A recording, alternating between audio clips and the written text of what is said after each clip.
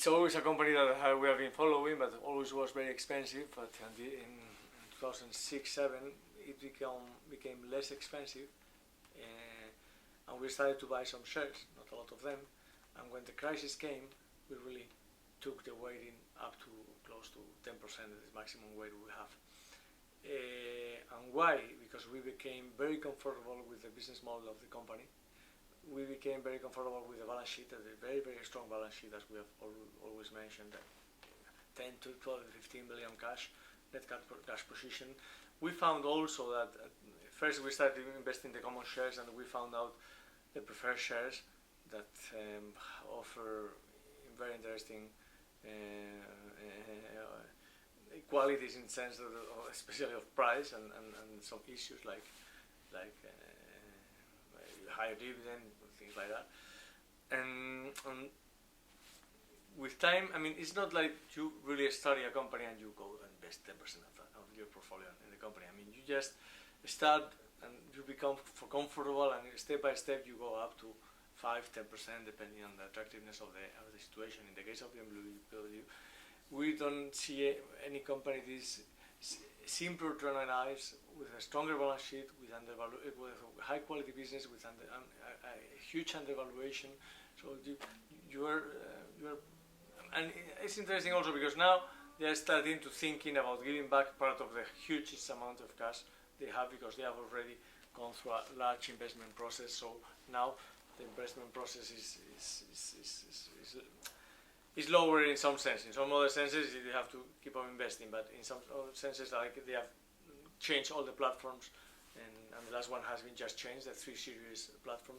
So they are starting probably to think seriously about giving back a lot of money. And I mean, when you are trading at such low multiples, giving back money, has a lot of impact in the share price.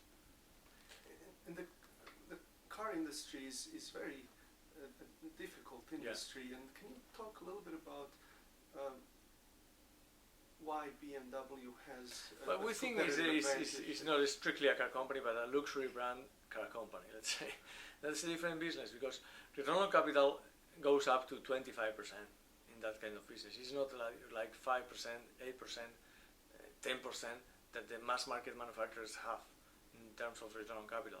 So we think it's a completely different business, with pricing power, with scarcity, whatever, with the power of a brand in the end. And it's, in this case, we think the brand allows you to have pricing power. So this is not exactly a car manufacturing company, but a luxury brand that happens to manufacture cars. So we think it's a different view. And because of that, BMW has benefited from the growth in emerging markets. That's right. China. Is that a risk, and do you think? Well, it depends. I mean, it's a risk in some countries like Argentina or Zimbabwe, but it's not a risk in China, because we think the growth in China is sustainable.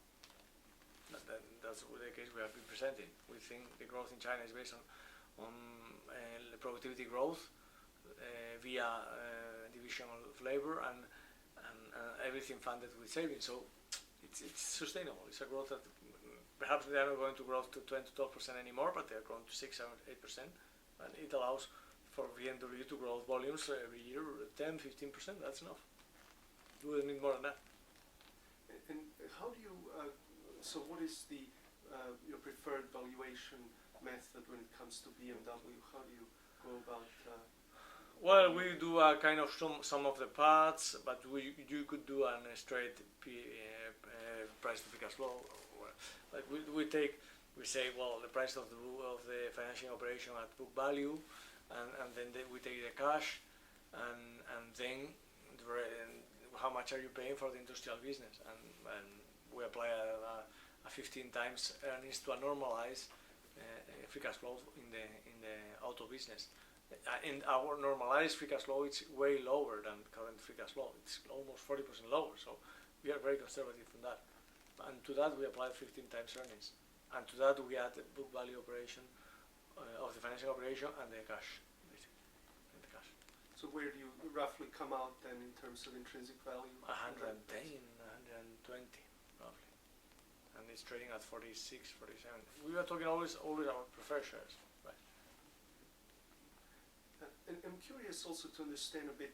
BMW is controlled By the Quant family, yeah. How do you get comfortable with that?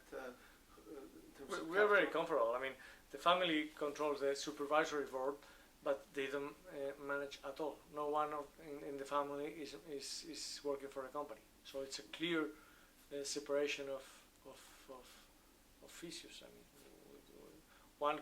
one CEO and the management board manages, and the supervisory board with the family controls the CEO. But that's it. So we think it's a sane arrangement. And these guys think 10 to 15 years ahead. Look what's going on with Mercedes, and probably the problems in Mercedes come from not being such long-term focus and probably being squeezed for cash or wherever in the last years. Daimler in general, specifically Mercedes. So if you had to name one reason why you think the market then doesn't see the way you do, why do you think? We would say that the common shares are starting to get really fairly value. I mean, they're trading at 72, 73 per share, and we think the company is worth 110, so it's a 40-50% upside. We think it's reasonable from a price-earnings ratio of 10 to 15. And given what is going on in Europe, it's a reasonable discount. What we don't think is reasonable is the discount from 72 to 45 that they prefer, that the price at which they prefer are trading now, 46 and 47. You know, with this discount is unacceptable from our point of view. That's the one we're trading on. And why do you think that discount well, you know, it's lower liquidity, whatever. I mean, you name it. So where other perhaps institutional investors are constrained and yeah, but you know, we've given the example of the other largest 5 German companies that have preferred and common shares. They trade basically at the same price. So it's an anomaly just with BMW. Yeah. We don't know, but there is no unknowns. Like that's something we are comfortable with. Let me ask you this then. So, in terms of your investment case, then you're looking to make money on the closing of the discount, yeah, presumably. To start with, and then we will talk. I mean, at 75, it will not be probably a 10% position. So it's one where the quality of the business and the returns on capital in the business are interesting, but the discount really makes it compelling. Yeah, that's right.